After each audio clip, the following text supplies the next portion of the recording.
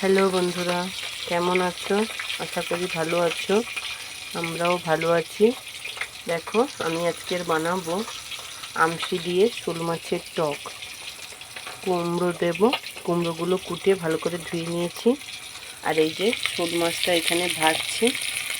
শোল মাছটা ভাজা হয়ে গেলে তারপর আমি টকটা করব। কে কে শোল মাছের টক খেতে ভালোবাসো কমেন্টে জানাবে।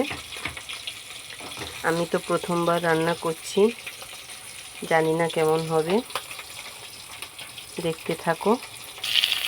দেখো বন্ধুরা, আমার মাছটা ভালো মতন ভাজা হয়ে গেছে। আমি এবার মাছটা তুলে নেব। দেখো বন্ধুরা, আমার তেলটা গরম, ওই মাছ ভাজা তেলেই আমি টকটা তুলব। প্রথমে আমি তেলের মধ্যে দিয়ে দিলাম শুকনো লঙ্কা, তার মধ্যে দিলাম একটু কালো জিরে। এবার এর মধ্যে দিয়ে রাখবো কুটে রাখা কুমড়োগুলো। কুমড়োগুলো একটু ভাজা ভাজা করব।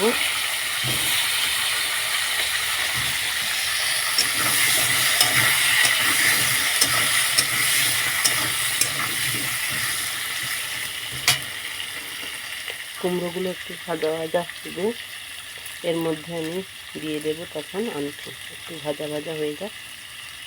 দেখো বন্ধুরা, কুমড়োটা একটু ভাজা ভাজা হবে। আমি এর মধ্যে এবার দিয়ে দেব আমচিগুলো। এগুলো বাড়িতে বানানো আমচু দিয়ে দিলাম। এটাকে ভালো করে নাড়ব।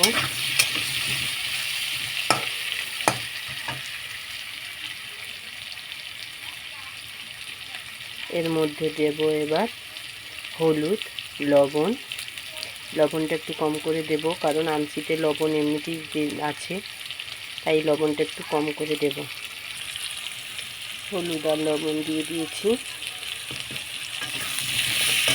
এটাকে আবার একটু নাড়াচাড়া করব। লাউগুলো ভাজা ভাজা হয়ে এসছে। এবার এর মধ্যে অ্যাড করব সরিষা। সরিষা দিয়ে দিয়েছি বন্ধুরা। দেখো, এটাকে একটু নাড়াচাড়া করব।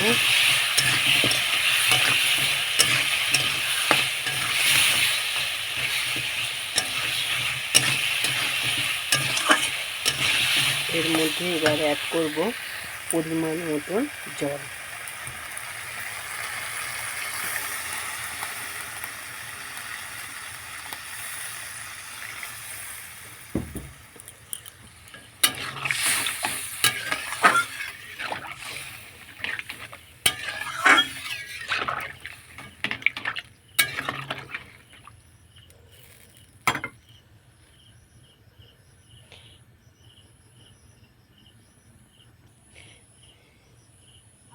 এটা একটু ফুটে উঠলেই এর মধ্যে আমি মাছ অ্যাড করব। দেখো বন্ধুরা, টকটা ফুটে উঠেছে। এবারে এর মধ্যে আমি দিয়ে দেব ভাজা মাছগুলো। এই যে ভেজে রাখা মাছগুলো আমি এর মধ্যে দিয়ে দিলাম।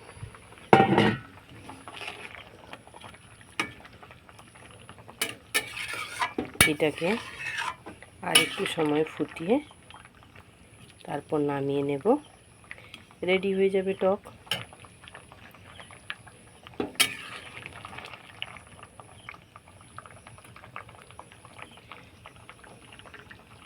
রেসিপিটা যদি ভালো লাগে তাহলে কমেন্ট, শেয়ার এবং সাবস্ক্রাইব করে দেবেন। নমস্কার। দেখো বন্ধুরা, টক রেডি। এর মধ্যে একটু কাঁচা সরিষার তেল দিয়ে দেবো টেস্ট বাড়ানোর জন্য। দিয়ে এবার এটাকে নামিয়ে নিলেই ব্যাস, শোল মাছের টক রেডি।